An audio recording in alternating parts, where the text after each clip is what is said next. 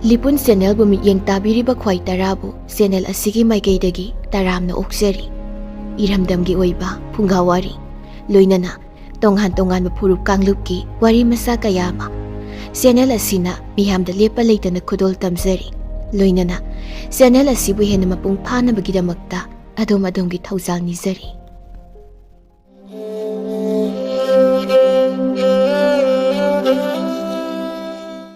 ꯃꯌꯥꯝꯒꯤꯗꯃꯛꯇ ꯌꯥꯝꯅ ꯅꯨꯡꯉꯥꯏꯔꯕ ꯐꯨꯡꯒꯥꯋꯥꯔꯤ ꯑꯃ ꯄꯨꯗꯨꯅ ꯂꯥꯛꯆꯔꯤ꯫ ꯐꯨꯡꯒꯥꯋꯥꯔꯤ ꯑꯁꯤ ꯑꯏꯕꯤꯒꯤ ꯋꯥꯈꯜꯅ ꯁꯥꯒꯠꯆꯔꯒ ꯏꯖꯕ ꯋꯥꯔꯤꯅꯤ꯫ ꯐꯨꯡꯒꯥꯋꯥꯔꯤ ꯑꯁꯤꯒꯤ ꯃꯃꯤꯡꯗꯤ ꯍꯤꯡꯆꯥꯕꯁꯤꯡꯒꯤ ꯁꯔꯧꯗ ꯅꯤꯡꯊꯧ ꯃꯆꯥꯅꯨꯄꯥ꯫ ꯐꯨꯡꯒꯥꯋꯥꯔꯤ ꯑꯁꯤꯕꯨ ꯏꯕꯤꯔꯛꯄꯤ ꯕꯦꯝꯃ꯫ ꯐꯨꯡꯒꯥꯋꯥꯔꯤ ꯑꯁꯤ ꯑꯩꯍꯥꯛꯅ ꯄꯥꯊꯣꯛꯆꯔꯛꯄ ꯃꯇꯝꯗ ꯋꯥꯍꯩ ꯋꯥꯇꯥ ꯁꯣꯏꯈꯤ ꯂꯥꯟꯈꯤꯕ ꯌꯥꯎꯔꯕꯁꯨ ꯇꯥꯕꯤꯔꯤꯕ ꯄꯨꯝꯅꯃꯛꯅ ꯆꯥꯎꯅ ꯉꯥꯛꯄꯤꯒꯅꯤ꯫ ꯍꯧꯖꯤꯛ ꯃꯌꯥꯝꯒꯤ ꯃꯐꯝꯗ ꯈꯨꯗꯣꯜ ꯇꯝꯖꯔꯤ꯫ ꯐꯨꯡꯒꯥꯋꯥꯔꯤ ꯍꯤꯡꯆꯥꯕꯁꯤꯡꯒꯤ ꯁꯔꯧꯗ ꯅꯤꯡꯊꯧ ꯃꯆꯥꯅꯨꯄꯥ꯫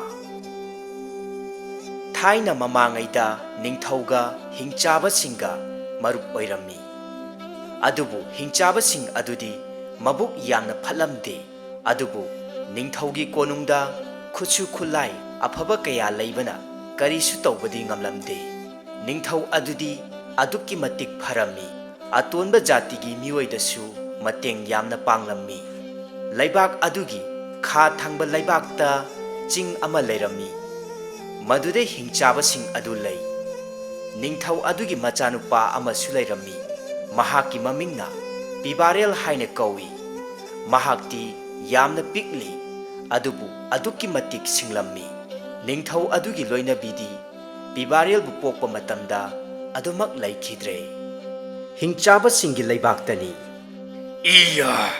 ꯃꯤꯑꯣꯏꯕꯒꯤ ꯃꯊꯛꯇ ꯂꯥꯟ ꯇꯧꯁꯤꯟꯒꯦ ꯈꯜꯂꯛꯂꯤꯕꯁꯦ ꯀꯨꯏꯔꯛꯂꯦꯗ꯫ ꯀꯝꯗꯧꯒꯅꯤ ꯇꯧꯔꯤꯕꯁꯤꯗꯤ? ꯍꯤꯡꯆꯥꯕꯤ ꯑꯄꯤꯛꯅ ꯑꯁꯨꯝꯅ ꯍꯥꯏꯔꯛꯂꯝꯃꯤ꯫ ꯂꯥꯟ ꯇꯧꯅꯤꯅ ꯑꯩꯈꯣꯏꯗ ꯏꯟꯁꯤꯜꯂꯤꯁꯦ ꯐꯅꯗꯤ ꯀꯨꯏꯔꯕꯅꯤ꯫ ꯃꯁꯤꯒꯤ ꯐꯠꯇꯕ ꯍꯤꯡꯆꯥꯕ ꯃꯀꯣꯛꯁꯦ꯫ ꯍꯤꯡꯆꯥꯕ ꯃꯀꯣꯛ ꯑꯗꯨꯅ ꯍꯥꯏꯔꯛꯂꯝꯃꯤ꯫ ꯍꯩ ꯑꯄꯤꯛꯄꯤ! ꯅꯍꯥꯛ ꯄꯥꯏꯔꯒ ꯃꯩꯗ ꯂꯧꯔꯨꯔꯥ ꯍꯥ? ꯅꯍꯥꯛꯀꯨꯝꯕ ꯑꯃꯅ ꯑꯩꯉꯣꯟꯗ ꯎꯁꯤꯠ ꯊꯑꯣꯏꯗꯕ ꯌꯥꯕ꯭ꯔꯥ?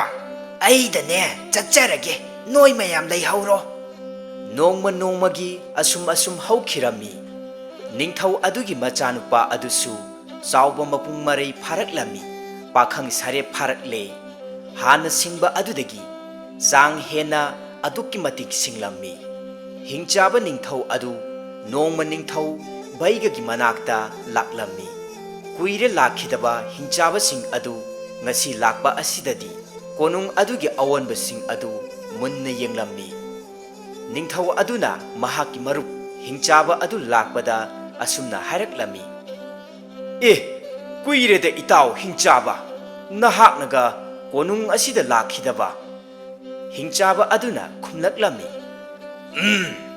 ꯐꯅꯗꯤ ꯀꯨꯏꯔ ꯃꯥꯜꯂꯦ꯫ ꯀꯣꯅꯨꯡ ꯑꯁꯤꯁꯨ ꯐꯖꯅꯗꯤ ꯍꯣꯡꯂꯝꯂꯦꯕꯣ ꯏꯇꯥꯎ꯫ ꯅꯤꯡꯊꯧ ꯑꯗꯨꯅ ꯍꯥꯏꯔꯛꯂꯝꯃꯤ꯫ ꯏꯇꯥꯎ, ꯑꯩꯍꯥꯛꯀꯤ ꯏꯆꯥꯅꯨꯄꯥ ꯑꯃ ꯂꯩꯗꯅ ꯃꯍꯥꯛꯀꯤ ꯑꯄꯥꯝꯕꯁꯤꯡ ꯑꯗꯨ ꯇꯧꯍꯜꯂꯤꯕꯅꯤ꯫ ꯏꯇꯥꯎ, ꯑꯩꯍꯥꯛꯀꯤ ꯏꯆꯥꯅꯨꯄꯥꯁꯦ ꯀꯝꯗꯧꯅ ꯉꯥꯡꯅꯗꯨꯅꯣ ꯈꯪꯗ꯭ꯔꯦꯗ ꯇꯧꯔꯤꯕꯁꯦ꯫ ꯍꯤꯡꯆꯥꯕ ꯅꯤꯡꯊꯧ ꯑꯗꯨꯅ ꯍꯥꯏꯔꯛꯂꯝꯃꯤ꯫ ꯃꯥꯗꯤ ꯐꯅꯗꯤ ꯆꯥꯎꯔꯝꯃꯅꯤꯅꯦ꯫ ꯏꯇꯥꯎ, ꯃꯁꯛꯄꯨ ꯑꯃꯨꯛꯇ ꯌꯦꯡꯒꯦꯅꯦ, ꯀꯧꯊꯣꯛꯄꯤꯔꯛꯎꯕ꯫ ꯅꯤꯡꯊꯧ ꯑꯗꯨꯅ ꯃꯅꯥꯏ ꯑꯃ ꯊꯥꯔꯒ ꯃꯆꯥꯅꯨꯄꯥ ꯑꯗꯨꯕꯨ ꯀꯧꯊꯣꯛꯍꯜꯂꯝꯃꯤ꯫ ꯄꯤꯕꯥꯔꯦꯜ ꯑꯗꯨ ꯃꯄꯥ ꯏꯕꯨꯡꯉꯣ ꯅꯤꯡꯊꯧꯅ ꯀꯧꯏ ꯍꯥꯏꯕ ꯑꯗꯨꯗ ꯊꯣꯔꯛꯂꯝꯃꯤ꯫ ꯄꯤꯕꯥꯔꯦꯜꯅ ꯊꯣꯔꯛꯄꯗꯨ ꯎꯕ ꯃꯇꯝꯗ ꯍꯤꯡꯆꯥꯕ ꯅꯤꯡꯊꯧ ꯑꯗꯨꯅ ꯑꯁꯨꯝꯅ ꯋꯥꯈꯜꯗ ꯈꯜꯂꯝꯃꯤ꯫ ꯃꯁꯤꯒꯤ ꯑꯉꯥꯡ ꯑꯁꯤꯗꯤ ꯃꯇꯤꯛ ꯃꯒꯨꯟ ꯂꯩꯅ꯫ ꯑꯩꯍꯥꯛꯅ ꯁꯤꯜꯂꯤꯕ ꯁꯔꯧ ꯑꯁꯤ ꯄꯥꯛꯅ ꯌꯥꯒꯗꯧꯕ ꯃꯥꯟꯗꯦ꯫ ꯄꯤꯕꯥꯔꯦꯜꯅ ꯍꯥꯏꯔꯛꯂꯝꯃꯤ꯫ ꯏꯄꯥ ꯅꯤꯡꯊꯧ, ꯅꯆꯥ ꯑꯩꯍꯥꯛꯄꯨ ꯀꯧꯕꯤꯕꯕꯨ ꯀꯔꯤ ꯁꯤꯟꯊꯥ ꯄꯥꯡꯊꯣꯛꯆꯧ ꯍꯥꯏꯕꯅꯣ?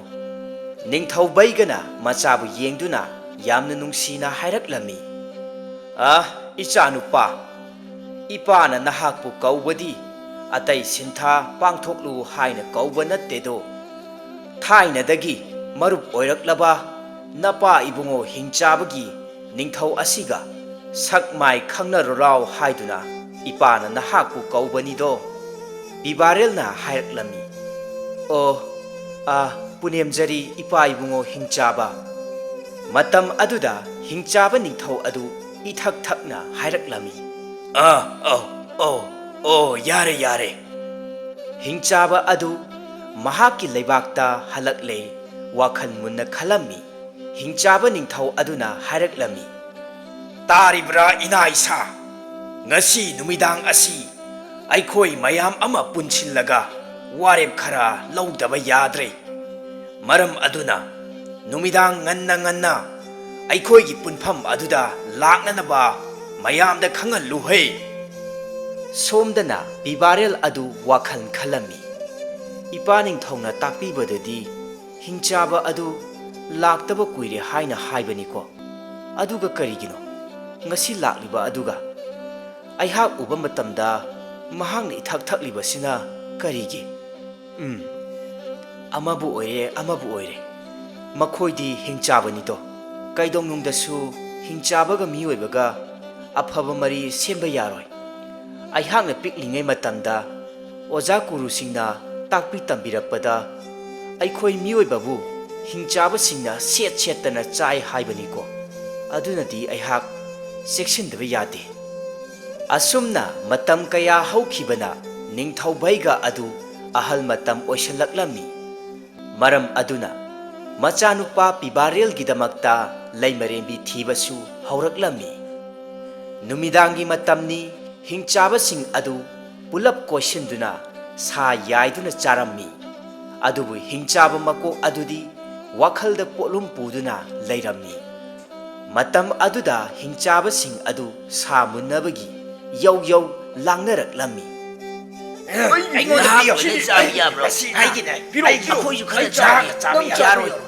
ꯃꯗꯨꯗꯒꯤ ꯍꯤꯡꯆꯥꯕ ꯃꯀꯣꯛ ꯅꯤꯡꯊꯧ ꯑꯗꯨꯅ ꯌꯥꯝꯅ ꯁꯥꯎꯅ ꯆꯩꯔꯛꯂꯝꯃꯤ꯫ ꯍꯩ ꯊꯤꯕꯣꯡ ꯂꯥꯎ, ꯆꯥꯛ ꯌꯥꯝ ꯆꯥꯕ ꯕꯨꯗꯨ! ꯅꯈꯣꯏ ꯃꯌꯥꯝ ꯆꯥꯅꯅꯕ ꯍꯣꯠꯅꯔꯤꯉꯩ ꯁꯤꯕꯅ ꯍꯥꯟꯗꯣꯔꯕꯅꯦ ꯍꯥꯏꯕꯁꯦ ꯅꯈꯣꯏꯗꯤ ꯈꯪꯂꯣꯏꯅꯦ꯫ ꯍꯤꯡꯆꯥꯕꯤ ꯑꯄꯤꯛꯅ ꯍꯥꯏꯔꯛꯂꯝꯃꯤ꯫ ꯍꯤꯡꯆꯥꯕꯒꯤ ꯅꯤꯡꯊꯧ, ꯃꯈꯣꯏ ꯃꯌꯥꯝ ꯈꯠꯅꯔꯤꯅꯦ, ꯑꯩꯍꯥꯛꯇꯤ ꯌꯥꯎꯗꯦ꯫ ꯃꯈꯣꯏ ꯂꯣꯏꯅ ꯊꯤꯕꯣꯡ ꯂꯥꯎ ꯑꯣꯏꯔꯦꯀꯣ꯫ ꯍꯤꯡꯆꯥꯕ ꯃꯀꯣꯛꯅ ꯁꯥꯎꯅ ꯍꯤꯡꯆꯥꯕꯤ ꯑꯄꯤꯛꯇ ꯆꯩꯔꯛꯂꯝꯃꯤ꯫ ꯍꯩ ꯇꯥꯅꯤꯡꯈꯤꯗ꯭ꯔꯦꯗ ꯑꯄꯤꯛꯄꯤ! ꯅꯍꯥꯛ ꯑꯩꯍꯥꯛꯅ ꯁꯥꯎꯔꯛꯇꯅꯅꯦ ꯃꯩꯗ ꯂꯧꯔꯒ ꯆꯥꯒꯅꯤꯀꯣ꯫ ꯍꯤꯡꯆꯥꯕ ꯃꯌꯥꯝꯁꯤꯡ ꯑꯗꯨ ꯋꯥ ꯂꯥꯎꯅ ꯅꯣꯛꯂꯝꯃꯤ꯫ ꯍꯤꯡꯆꯥꯕ ꯃꯀꯣꯛ ꯑꯗꯨꯅ ꯑꯁꯨꯝꯅ ꯋꯥ ꯍꯥꯏꯔꯛꯂꯝꯃꯤ꯫ ꯌꯦꯡꯉꯣ ꯅꯈꯣꯏ ꯄꯨꯝꯅꯃꯛ ꯃꯨꯟꯅ ꯇꯥꯎ꯫ ꯉꯁꯤ ꯑꯩꯍꯥꯛ ꯃꯤꯑꯣꯏꯕꯒꯤ ꯂꯩꯕꯥꯛꯇ ꯆꯠꯂꯨꯏ꯫ ꯃꯗꯨꯗ ꯅꯤꯡꯊꯧ ꯑꯗꯨꯗꯤ ꯌꯥꯝꯅ ꯁꯣꯟꯖꯤꯜꯍꯧꯔꯦ꯫ ꯑꯗꯨꯕꯨ ꯃꯍꯥꯛꯀꯤ ꯃꯆꯥꯅꯨꯄꯥ ꯑꯗꯨꯗꯤ ꯃꯒꯨꯟ ꯂꯩ꯫ ꯃꯉꯥꯜ ꯑꯃ ꯑꯩꯍꯥꯛꯅ ꯎꯕ ꯐꯪꯏ꯫ ꯍꯤꯡꯆꯥꯕꯁꯤꯡ ꯑꯗꯨꯅ ꯃꯤꯑꯣꯏꯕꯁꯤꯡꯗ ꯂꯥꯟꯗꯥꯒꯦ ꯇꯧꯕ ꯃꯇꯝꯗ ꯃꯤꯑꯣꯏꯕꯒꯤ ꯈꯨꯠꯂꯥꯏꯅ ꯍꯦꯟꯅ ꯐꯈꯤꯕꯅ ꯃꯔꯝ ꯑꯣꯏꯔꯒ ꯃꯈꯣꯏꯅ ꯂꯥꯟꯗꯥꯈꯤꯗꯦ꯫ ꯃꯗꯨꯒꯤ ꯃꯈꯣꯏꯁꯨ ꯃꯈꯣꯏꯒꯤ ꯈꯨꯠꯂꯥꯏ ꯃꯇꯤꯛ ꯆꯥꯅ ꯁꯦꯝꯃꯝꯃꯤ꯫ ꯍꯤꯡꯆꯥꯕꯁꯤꯡꯒꯤꯁꯨ ꯈꯨꯠꯂꯥꯏ ꯃꯇꯤꯛ ꯆꯥꯔꯦ ꯍꯧꯖꯤꯛꯇꯤ꯫ ꯃꯔꯝ ꯑꯗꯨꯅ ꯍꯤꯡꯆꯥꯕ ꯅꯤꯡꯊꯧ ꯑꯗꯨꯅ ꯀꯣꯅꯨꯡꯗ ꯍꯟꯅ ꯆꯠꯂꯒ ꯌꯦꯡꯂꯨꯕꯅꯤ꯫ ꯍꯤꯡꯆꯥꯕꯁꯤꯡ ꯑꯗꯨ ꯁꯔꯧ ꯀꯌꯥ ꯁꯤꯜꯂꯝꯃꯤ꯫ ꯑꯗꯨꯒ ꯃꯈꯣꯏ ꯄꯨꯂꯞ ꯀꯟꯅ ꯍꯧꯅ ꯅꯣꯛꯈꯠꯂꯛꯂꯝꯃꯤ꯫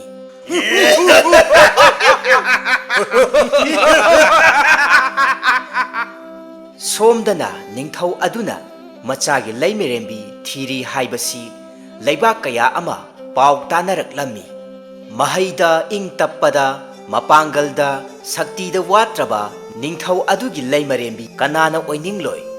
ꯂꯝꯗꯒꯤ ꯅꯨꯖꯥ ꯀꯌꯥ ꯑꯃ ꯂꯥꯛꯂꯝꯃꯤ꯫ ꯑꯗꯨꯕꯨ ꯕꯤꯕꯥꯔꯦꯜꯅ ꯑꯃꯠꯇ ꯄꯥꯝꯗꯦ ꯍꯥꯏꯔꯝꯃꯤ꯫ ꯃꯄꯥ ꯏꯕꯨꯡꯉꯣ ꯕꯩꯒꯁꯨ ꯃꯊꯥ ꯁꯥꯔꯝꯃꯤ꯫ ꯑꯗꯨꯅ ꯄꯥꯝꯕꯩ ꯂꯩꯁꯤꯜꯂꯛꯇ꯭ꯔꯦ꯫ ꯃꯆꯥ ꯏꯕꯨꯡꯉꯣꯗ ꯑꯁꯨꯝꯅ ꯍꯥꯏꯔꯛꯂꯝꯃꯤ꯫ ꯌꯦꯡꯉꯨ ꯏꯆꯥꯅꯨꯄꯥ, ꯏꯄꯥꯗꯤ ꯑꯍꯜ ꯃꯇꯝ ꯑꯣꯏꯔꯛꯂꯦꯗꯣ꯫ ꯃꯔꯝ ꯑꯗꯨꯅ ꯅꯤꯡꯊꯧꯒꯤ ꯐꯝ ꯑꯁꯦ ꯀꯨꯏꯅ ꯁꯥꯡꯅ ꯄꯥꯏꯕ ꯉꯝꯂꯔꯣꯏ꯫ ꯑꯗꯨꯒ ꯂꯩꯕꯥꯛ ꯑꯁꯤꯒꯤ ꯑꯣꯏꯅ ꯂꯨꯍꯣꯡꯐꯥꯟ ꯐꯝꯗ꯭ꯔꯤꯕ ꯅꯨꯄꯥ ꯑꯃꯠꯇꯅ ꯅꯤꯡꯊꯧ ꯑꯣꯏꯕ ꯌꯥꯗꯦꯗꯣ꯫ ꯃꯔꯝ ꯑꯗꯨꯅ ꯏꯆꯥꯒꯤ ꯂꯩꯃꯔꯦꯝꯕꯤ ꯑꯗꯣ ꯏꯆꯥꯅ ꯂꯝ ꯈꯨꯗꯤꯡ ꯆꯠꯇꯨꯅ ꯊꯤꯕ ꯌꯥꯕꯒꯤ ꯑꯌꯥꯕ ꯑꯗꯣ ꯏꯄꯥꯅ ꯏꯆꯥꯗ ꯄꯤꯔꯕꯅꯤꯗꯣ꯫ ꯁꯣꯝꯗꯁꯨ ꯍꯤꯡꯆꯥꯕꯁꯤꯡ ꯑꯗꯨ ꯄꯥꯎ ꯐꯪꯂꯦ꯫ ꯑꯗꯨꯅ ꯑꯄꯤꯛꯄꯤꯗꯨ ꯆꯠꯅꯅꯕ ꯁꯦꯝ ꯁꯥꯈ꯭ꯔꯦ꯫ ꯃꯈꯣꯏ ꯃꯌꯥꯝꯒꯤ ꯃꯅꯨꯡꯗ ꯍꯤꯡꯆꯥꯕꯤ ꯑꯄꯤꯛꯄꯤꯁꯤ ꯈꯛꯇꯅꯤ ꯃꯤꯑꯣꯏꯕꯒꯤ ꯁꯛꯇꯝ ꯑꯣꯟꯕ ꯉꯝꯕꯒꯤ ꯁꯛꯇꯤ ꯄꯥꯏꯔꯤꯕꯁꯤ꯫ ꯄꯤꯕꯥꯔꯦꯜꯅ ꯑꯁꯨꯝ ꯃꯅꯥꯏ ꯈꯔꯒ ꯁꯒꯣꯜ ꯇꯣꯡꯗꯨꯅ ꯂꯥꯛꯄ ꯃꯇꯝꯗ ꯅꯨꯄꯤ ꯑꯃ ꯇꯍꯥ ꯇꯍꯥ ꯆꯦꯜꯂꯛꯂꯝꯃꯤ꯫ ꯄꯤꯕꯥꯔꯦꯜ ꯍꯣꯏꯁꯨ ꯎꯍꯧꯗ꯭ꯔꯦ ꯅꯨꯄꯤ ꯑꯗꯨꯗ ꯁꯒꯣꯜ ꯑꯗꯨꯅ ꯊꯣꯝꯈꯤꯔꯝꯃꯤ꯫ ꯁꯒꯣꯜ ꯑꯗꯨꯅ ꯀꯔꯤꯒꯨꯝꯕ ꯑꯃ ꯊꯣꯝꯂꯦ ꯍꯥꯏꯕꯗꯨ ꯈꯪꯕ ꯑꯗꯨꯗꯒꯤꯗꯤ ꯄꯤꯕꯥꯔꯦꯜ ꯍꯣꯏꯗꯨ ꯁꯒꯣꯜ ꯑꯗꯨꯗꯒꯤ ꯀꯨꯝꯊꯔꯛꯏ꯫ ꯑꯗꯨꯒ ꯌꯦꯡꯂꯨꯕ ꯃꯇꯝꯗꯗꯤ ꯃꯁꯛ ꯃꯇꯧ ꯌꯥꯝꯅ ꯐꯖꯈ꯭ꯔꯕꯤ ꯅꯨꯄꯤ ꯑꯃ ꯑꯣꯏꯗꯨꯅ ꯂꯩꯔꯝꯃꯤ꯫ ꯃꯅꯥꯏꯁꯤꯡꯅ ꯅꯨꯄꯤ ꯑꯗꯨ ꯍꯧꯗꯣꯛꯂꯕꯁꯨ ꯇꯥꯔꯝꯗꯦ꯫ ꯑꯗꯨꯃꯛ ꯋꯥꯈꯜ ꯃꯥꯡꯗꯨꯅ ꯂꯩꯃꯥꯏꯗ ꯇꯥꯗꯨꯅ ꯂꯩꯔꯝꯃꯤ꯫ ꯃꯗꯨꯗꯒꯤ ꯅꯨꯄꯤ ꯑꯗꯨꯅ ꯋꯥꯈꯜ ꯇꯥꯔꯛꯃꯟꯗꯕꯗꯒꯤ ꯀꯣꯅꯨꯡꯗ ꯄꯨꯔꯛꯂꯝꯃꯤ꯫ ꯃꯅꯥꯏ ꯀꯌꯥꯅ ꯋꯥꯈꯜ ꯂꯥꯛꯅꯅꯕ ꯇꯧꯕ ꯑꯗꯨꯗꯒꯤꯗꯤ ꯅꯨꯄꯤ ꯑꯗꯨꯁꯨ ꯇꯞꯅ ꯇꯞꯅ ꯋꯥꯈꯜ ꯇꯥꯔꯛꯂꯝꯃꯤ꯫ ꯅꯤꯡꯊꯧ ꯑꯗꯨꯅ ꯅꯨꯄꯤ ꯃꯆꯥ ꯑꯗꯨ ꯌꯦꯡꯗꯨꯅ ꯑꯁꯨꯝꯅ ꯍꯥꯏꯔꯛꯂꯝꯃꯤ, "ꯅꯨꯄꯤ ꯃꯆꯥ, ꯅꯍꯥꯛꯄꯨ ꯀꯅꯥꯅꯣ? ꯀꯔꯤꯒꯤ ꯃꯐꯝ ꯑꯁꯤꯗ ꯂꯥꯛꯂꯤꯕꯅꯣ? ꯅꯍꯥꯛꯀꯤ ꯀꯣꯂꯣꯏ ꯃꯤꯡꯂꯦꯟꯅ ꯀꯔꯤ ꯀꯧꯔꯤꯕ?" ꯅꯨꯄꯤ ꯑꯗꯨꯅ ꯀꯞꯇꯨꯅ ꯍꯥꯏꯔꯛꯂꯝꯃꯤ, "ꯏꯄꯥꯒꯨꯝꯂꯕ ꯑꯩꯍꯥꯛꯀꯤ ꯀꯣꯂꯣꯏ ꯃꯤꯡꯂꯦꯟꯗꯤ ꯊꯥꯖ ꯀꯧꯖꯩꯗꯣ꯫ ꯑꯩꯍꯥꯛ ꯑꯁꯤ ꯂꯩꯕꯥꯛ ꯑꯃꯒꯤ ꯅꯤꯡꯊꯧꯒꯤ ꯃꯃꯣꯝꯅꯤꯗꯣ꯫ ꯑꯩꯍꯥꯛꯀꯤ ꯏꯄꯥ ꯅꯤꯡꯊꯧ ꯑꯗꯨ ꯐꯠꯇ꯭ꯔꯕ ꯃꯤꯑꯣꯏ ꯈꯔꯅ ꯂꯧꯇꯨꯅꯗꯨꯅ ꯍꯥꯠꯄꯤꯈ꯭ꯔꯦꯗꯣ꯫ ꯑꯩꯍꯥꯛꯁꯨ ꯊꯋꯥꯏꯇꯗꯤ ꯍꯤꯡꯂꯗꯤ ꯍꯥꯏꯗꯨꯅ ꯆꯦꯟꯖꯔꯛꯄꯅꯤꯗꯣ꯫ ꯏꯄꯥ, ꯑꯩꯍꯥꯛꯅ ꯂꯩꯔꯤꯕ ꯃꯐꯝ ꯑꯁꯤꯕꯨ ꯀꯗꯥꯏꯗꯅꯣ?" "ꯅꯨꯄꯤ ꯃꯆꯥ, ꯅꯍꯥꯛꯅ ꯂꯩꯔꯤꯕ ꯃꯐꯝ ꯑꯁꯤ ꯀꯣꯅꯨꯡ ꯑꯃꯗꯅꯤꯗꯣ꯫ ꯃꯐꯝ ꯑꯁꯤꯗꯗꯤ ꯅꯍꯥꯛꯄꯨ ꯈꯨꯗꯨꯝ ꯆꯟꯕ ꯉꯝꯒꯗꯕ ꯀꯅꯥ ꯑꯃꯠꯇ ꯂꯥꯛꯂꯣꯏ꯫ ꯏꯆꯥꯕꯨ ꯅꯇꯨ ꯅꯥꯝꯃ ꯁꯣꯛꯍꯜꯂꯣꯏꯗꯣ꯫ ꯑꯩꯍꯥꯛꯀꯤꯗꯤ ꯏꯆꯥ ꯅꯤꯡꯉꯣꯜ ꯌꯥꯎꯖꯗꯦꯗꯣ꯫ ꯃꯔꯝ ꯑꯗꯨꯅ ꯏꯆꯥꯅ ꯂꯩꯅꯤꯡꯕ ꯃꯇꯝ ꯐꯥꯎꯕ ꯏꯄꯥꯒꯤ ꯑꯁꯤꯗ ꯍꯦꯛꯇ ꯂꯩꯊꯣꯛꯎ."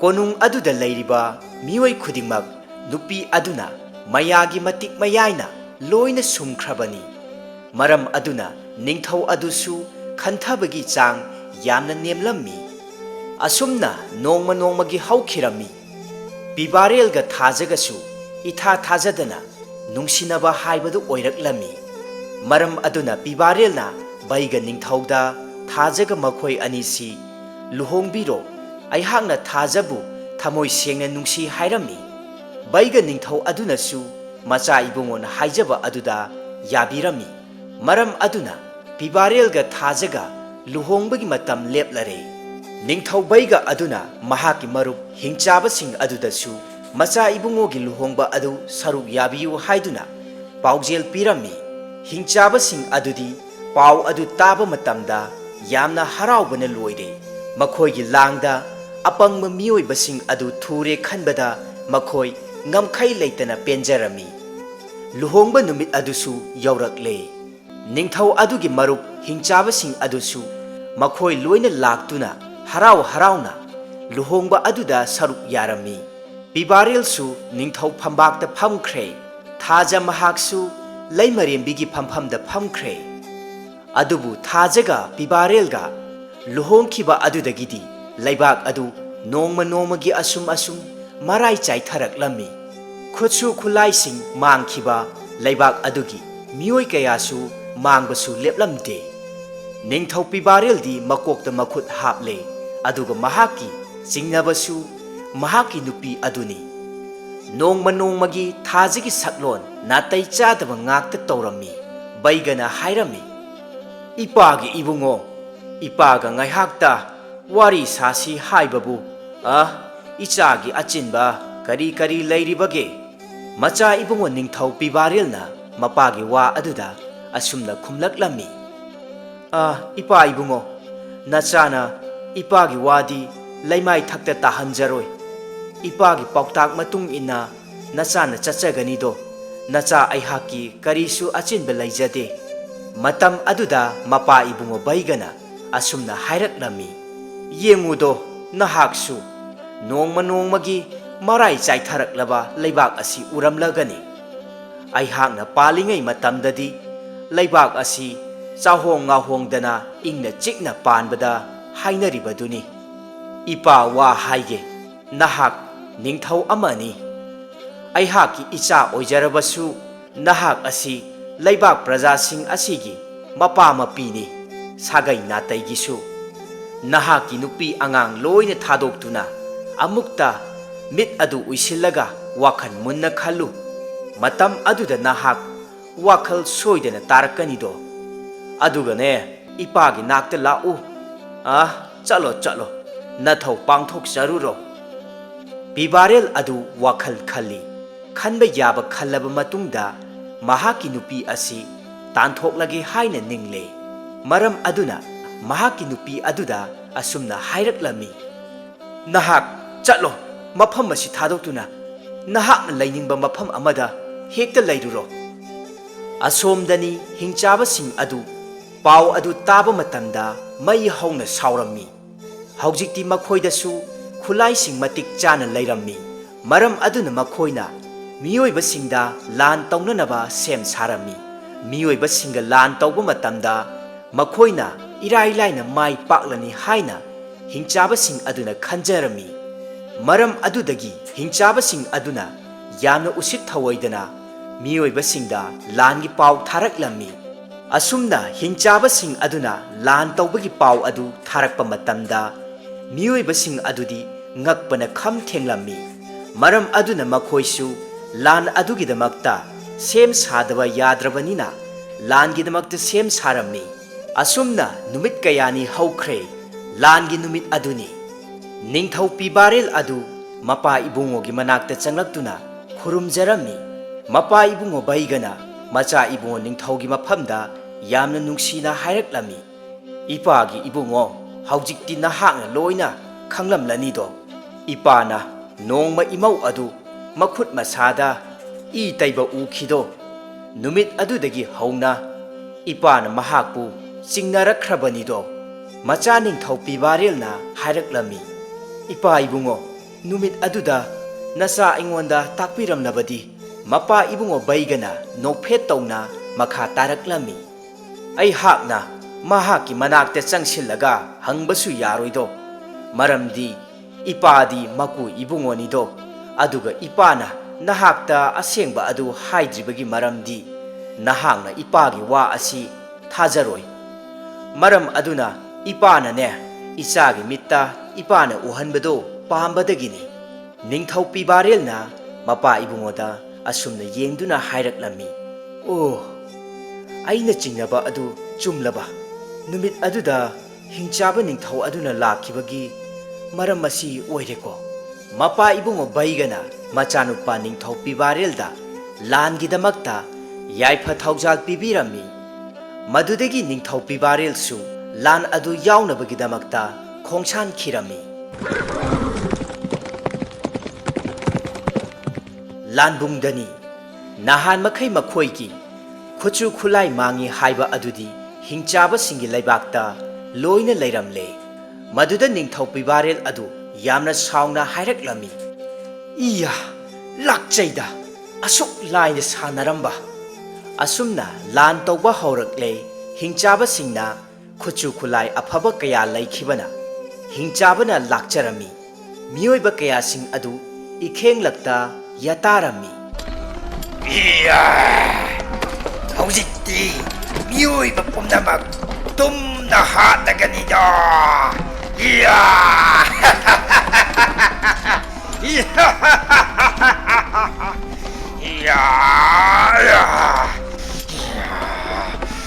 miyoiba nakhoigi nakhong nakhut thudetuna yaibi thawai laurageda.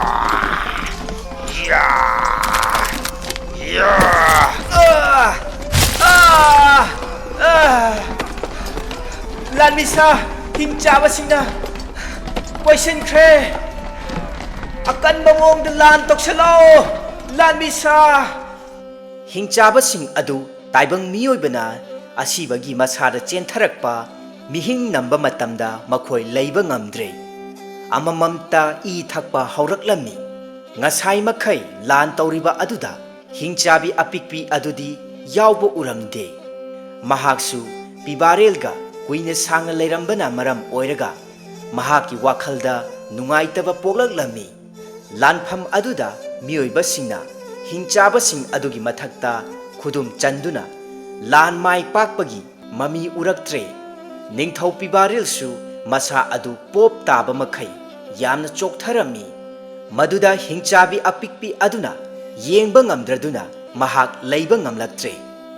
Mahaki sathiraba asengba masak adu uthorakle. Mayam adudagi apikpina hena sakti lei mapangal kanba heli. Hingchabasing adugi majaibi mani mahakti. Adubu mabuk phatraba hingchaba ningthau aduna hingchabi apikpigi mama mapabusu sarok sinduna hatkhirammi. Aduga haujik oiriba hingchaba ningthau makok asina ningthau oikhirammi. Apikpi adusu hingchabini. Wakhal kaidonungdasu khalude mahakna mi onba ngambagi maram. Apikpina hingchabasing adu hatpa hauraklammi. Pibaril mateng yamna panglammi. Iya! Hingchabi apikpi nahakna hingchaba kanglup kaya ay kuibu hatpa hauraknaba. Iya! Apikpi nahak ay haka changging naba taredo. Asi haidunasu hingchaba ningthau aduga apikpi hingchabi aduga akanba maongda lan soknarammi.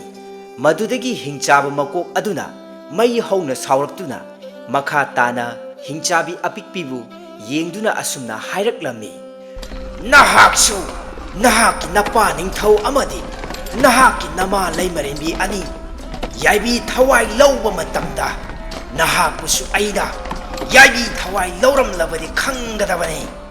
Hingchaba ningthau adugi wafam adu taruba matamda apikpi adu asengba khangbadagi hena saugalakpa asum helaklammi.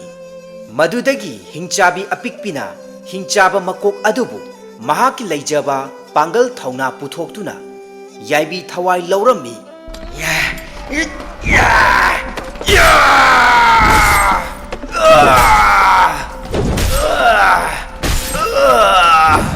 Hingchabi apikpi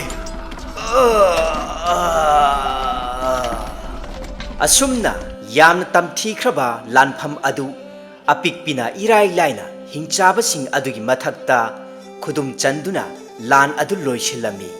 Matau aduda ningthau Pibarelna mahak yamna chokthana apikpibu yengduna asumna hairaklammi.